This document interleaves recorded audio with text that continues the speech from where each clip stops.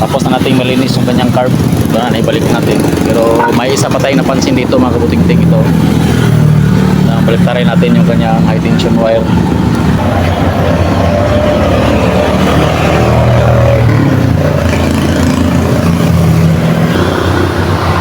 Magandang araw sa lahat. May bubuting tingin na naman tayo itong ER100.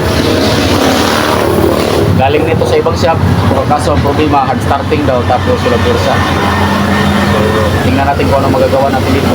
Kailang ulit na rin ng linis ng carburetor, pero ganyan pa rin ang problema na nangyari. Hard starting daw talaga yung makina niya.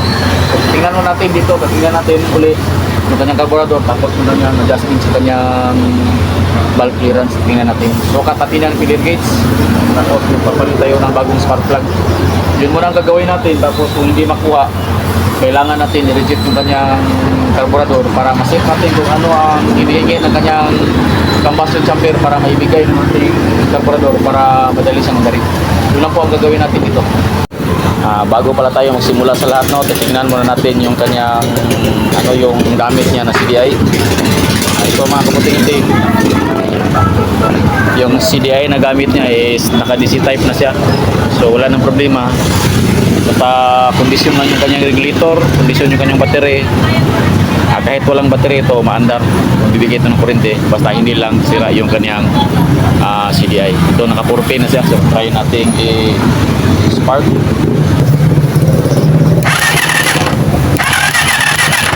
Goods naman, malakas yung kanyang kurente, so wala na yung problema sa kanyang kurente. Ang problema natin dito, papalit tayo ng bagong spark plug, tapos dito tayo sa carburetor po-focus, at dito sa kanyang valve clearance para mapaandar natin dito.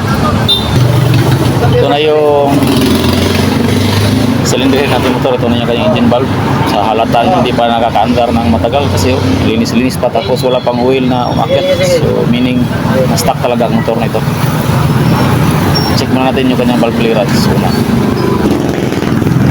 Yan po mga kaputing-ting, naka-top dead center siya, pero isa sana pansin natin problema dito. Ito yung ating filler gauge, 17mm. Kaya nitong pasukin yung kanyang valve. Sobrang laki ng valve clearance. Hindi na tama, hindi na to yung kanyang standard. Exhaust at saka intake, katulad na sila ng adjustment, 17mm pumapasok. So i-correct natin to, i-check natin to, adjust natin ito ng tama. Ito yung valve clearance na gamitin natin. Yung sa exhaust, gamitan natin ng 7, at sa yung sa exhaust, yung sa intake, gamitan natin ng 7mm. Yung sa exhaust, gamitan natin ng 8. Pero yung standard na sukat nito is pantay lang 8.8. So gagawin natin, dahil pang 83 ito, so pakainin natin ng konti ng gasolina yung ating makina para hindi umawin, para magkaroon sa lakas. Ito yung i-adjust natin.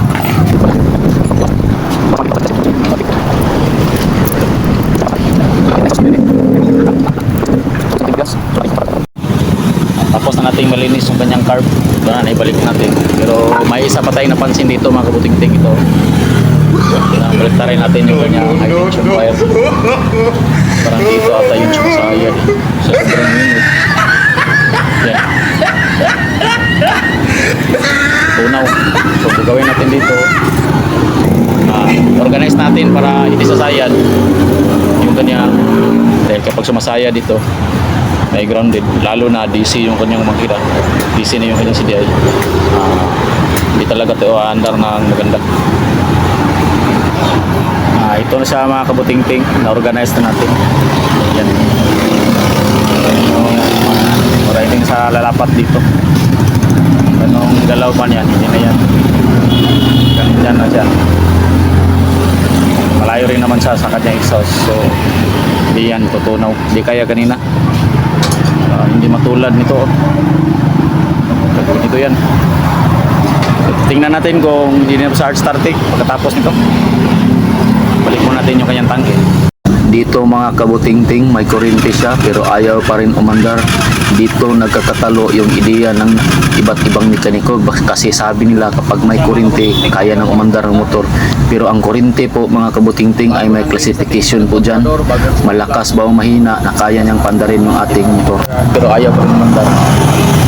Sa tingin tingin ko dito mga kabuting-ting, ang sira nito is yung kanyang CDI. Kasi kung makikita natin yung kanyang kuryente, masyadong mahina. Kulang-kula yung kanyang kuryente, tapos hinahalik natin makita. Yan o. May kuryente siya pero kulang-kula na ang liit-liit. Isa sa sanhi na tinitingnan ko kung bakit nasabi kong sira yung kanyang CDI is yung ito.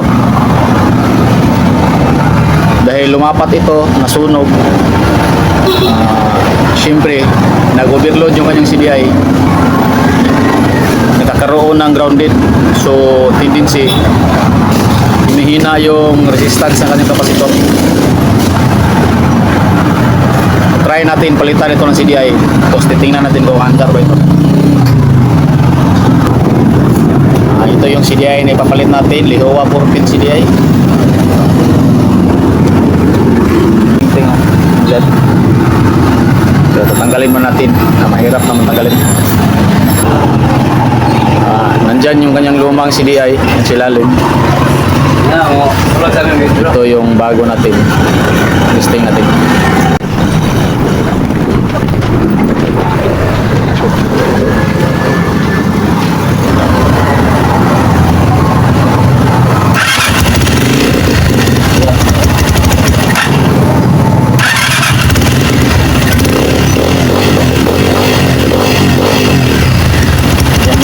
Umandar na siya. Galing mo.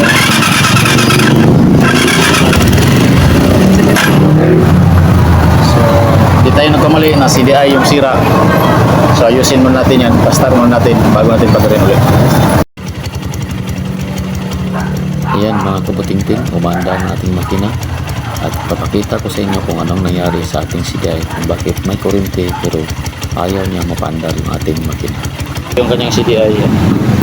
Kitang-kita natin na may bukol. Ito yung pumuputok sa kanyang pisa pero kaso hindi pa tuloy ang sira. May kuryente pang lumalabas pero hindi na niya kayang pandarin yung ating makina.